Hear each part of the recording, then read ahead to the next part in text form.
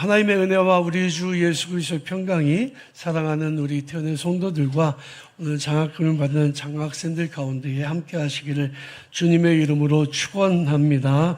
오늘 우리 교회는 41주년을 맞이했는데 이제 100년 교회를 우리가 바라보면서 새로운 40년을 시작하는 원년이 되는 해입니다. 지금까지도 하나님의 은혜였고요. 앞으로도 더 아름답게 하나님께서 우리 교회를 사용하실 거라고 믿습니다. 저는 지난번 구청에서 열렸던 따뜻한 겨울나기 기부자 초청 행사에 가서 표창을 받으면서 이런 생각을 했습니다. 참 우리 사회는 이렇게 자기 것을 나누는 분들이 많이 계셔서 아직 살만하구나, 정말 귀하다 이런 생각을 하게 됐습니다. 그런데 동시에 어떤 생각을 하게 되냐면 우리 사회는 아직도 가진 것 많은 분들이 안 나누는구나. 너무나도 이렇게 나누는 분들이 적어요. 작은 개척교회들 몇 군데 돕고요. 그리고 거기에 기부하신 분들을 보니까 금액이 크지 않더라고요. 좀 많이 안타깝다는 생각을 하게 됐습니다. 그럼에도 불구하고 목표한 금액은 오버했다, 이런 말씀을 들었습니다. 제가 생각할 때는 가진 분들이 더 많이 기부금도 내고 더 많은 분들이 이 일에 참여해야만 우리가 살고 있는 이 사회가 더 아름다운 사회가 되지 않겠냐 생각을 하게 됐어요. 사람들은 좀처럼 자기 것을 잘 나누지 않습니다. 그러고 보면 교회가 세상의 유일한 소망이다라는 생각을 하게 됩니다. 나라 일 하느라고 너무 바빠가지고 살이 너무너무 많이 빠지셨어요. 그새 정말 미인이 되셔서 오셨는데, 저희 집중하지 마시고 저를 집중해 주시기 바랍니다. 우리가 살고 있는 이 시대는 사랑이 점점 부족해 가고 있습니다. 구약성경 창세기에 보면 노아의 홍수 이야기가 나오는데요. 이 부분은 너무나도 잘 알려진 이야기죠.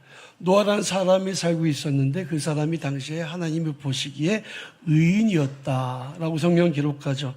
그때 세상에 죄악이 가득 차서 하나님이 세상을 심판하실 수밖에 없었다는, 사람을 만드신 것을 후회하셨다고 기록합니다. 그때까지는 세상에 비가 내린 적도 없었고 홍수는 본 적도 없었는데 하나님께서 노아에게 방주를 준비하게 하시고 그 방주에 온갖 짐승들이 들어가게 하셔서 생명을 보존하게 하셨습니다. 거의 1년 동안 홍수가 내리고 땅이 물에 젖어서 사람들이, 동물들이 바깥에 나갈 수 없었어요. 노아의 방주에 있는 사람들과 짐승은 다 살아남을 수 있었습니다. 그 당시에 노아의 방주는 세상의 유일한 소망이었습니다. 근데 우리가 살고 있는 이 시대에 정말 세상을 구원하는 방주와 같은 역할을 하는 곳이 어디냐? 저는 교회라고 믿습니다. 교회가 어떤 의미에서 세상의 유일한 소망이고 방주와 같은 곳일까요? 첫 번째로 교회는 예수를 전하는 유일한 곳이기 때문입니다. 학교는 학문을 가르칩니다. 병원은 병을 고치죠. 교회는 무엇을 하는 곳이냐 하면 교회는 예수를 가르치고 전하는 곳입니다. 세상에서 가장 귀한, 이 세상 무엇과도 바꿀 수 없는 예수를 전하는 곳이 교회라는 말씀입니다. 간혹 제가 외부 활동하다 보면 이분은 커피 전문가입니다. 커피 박사입니다. 그리고 저를 소개하는 분들이 있어요. 심지어는 목사님들 모임에 가서도 이 목사님은 목회를 잘하는 목사님이라고 하지 않고 커피를 잘하는 목사님이라고 소개를 해요. 그러면 은근히 제가 속상합니다. 왜냐하면 저는 영혼을 구원하는 목사이지 커피는 단지 수단일 뿐이죠. 그리고 복음을 잘 전하기 위해서 커피를 공부했을 뿐입니다. 그런데 저를 커피 전문가라고 소개하는 건 뭔가 잘못됐다 생각이 되는 겁니다. 대학이나 세미나 같은 곳에서 예수를 공부할 수 있어요. 가르칠 수 있어요. 서울대학교 대학원에 가면 종교학과가 있습니다. 거기서는 기독교를 가르칠 수 있어요. 그러나 예수가 구주라고 가르치지 않습니다. 예수님이 세상을 구원하실 구세주시고 예수가 우리 영혼을 구원하시는 유일하신 구주시라고 하는 것을 가르치는 곳은 교회밖에 없다는 거죠. 말씀 한번 띄워주시면 좋겠습니다. 사도행전 4장 12절 말씀 같이 한번 읽겠습니다. 다른 이로서는 구원을 받을 수 없나니 천하 사람 중에 구원을 받을 만한 다른 이름을 우리에게 주신 일이 없음이라 하였더라. 아멘.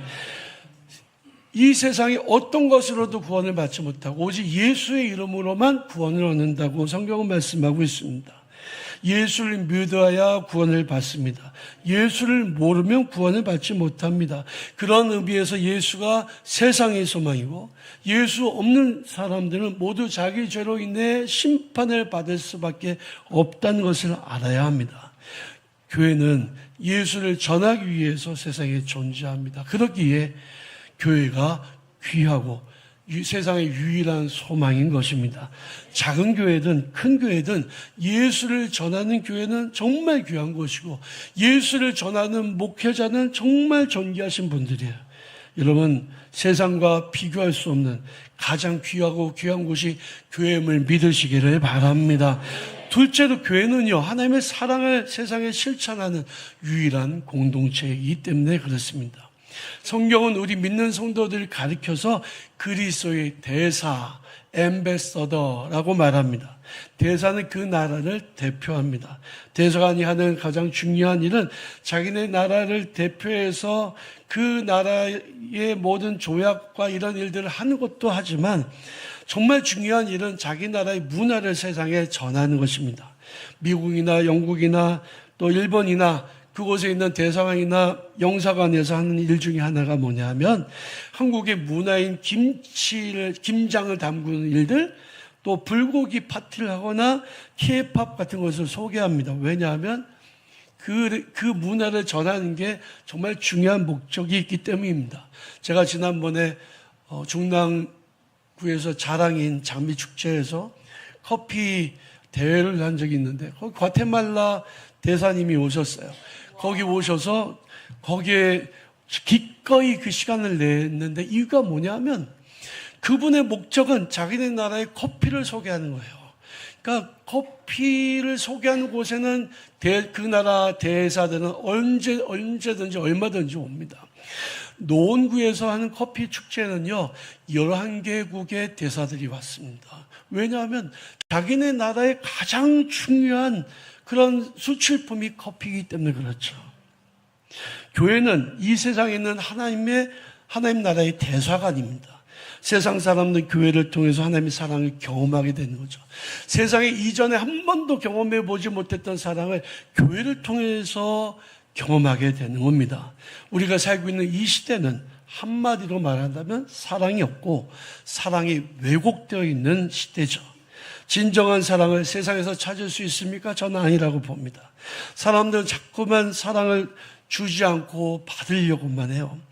그래서 여러분 마트에 가면 그 맛보기 시식 코너에 사람들이 줄 서서 거기서 주는 음식들을 받아 먹잖아요. 아주 작은 것이라도 그것을 공짜로 준다면 다 가서 받습니다. 오늘 본문 말씀에 한 젊은이가 예수님을 찾아옵니다. 어떻게 하면 영생을 얻을 수 있습니까? 라는 질문에 예수께서는 이렇게 대답하십니다. 너에게 오히려 한 가지 부족한 게 있다.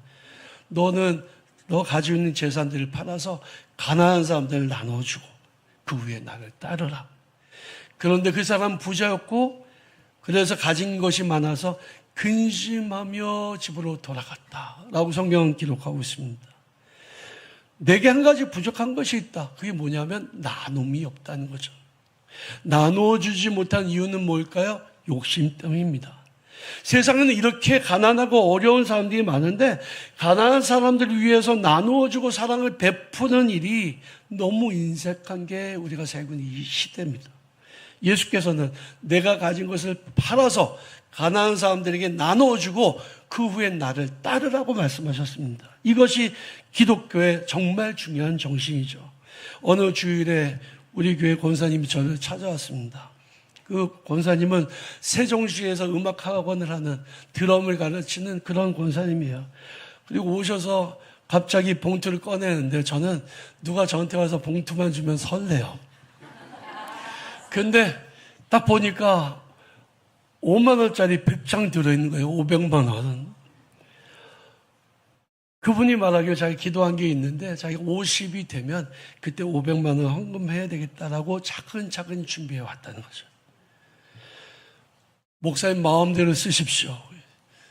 그래서 내가 마음대로 써도 돼? 아니, 그러니까 그건 아니고 그러면 제가 두 가지를 얘기했습니다. 근데 그 중에 하나가 뭐냐면 장학금이었어요. 지역의 아이들한테, 젊은이들에게 장학금은 주면 어떨까? 그랬더니 너무너무 좋다는 거예요. 이분 얘기는 자기가 이 지역에서 자랐는데 너무 어렵고 힘든 환경에서 자랐다는 거예요. 자기 같은 젊은이들에게 위로가 되고 힘이 되면 좋겠다. 그리고 그분 형편도 이렇게 여유 있지 않습니다. 그런데 500만 원을 기꺼이 헌금을 하더라고요. 거기에 보태서 이번에는 제가 다른 때는 제가 헌금을 해서 장학금 마련했지만 이번엔 그분이 드린 헌금과 교회 예산 조금 보태서 이제 600만 원의 재정을 만들어서 20분들에게 나누어 드리는 거예요. 누가 이렇게 할 수 있을까? 감사합니다. 네. 누가 이렇게 할 수 있을까요? 예수님을 자기 구주로 믿는 사람. 세상은 자꾸만 받으려고 하지만 여러분, 주라고 예수님 말씀하세요. 세상 사람들은 썩어 없어져도 자꾸 쌓아놓습니다.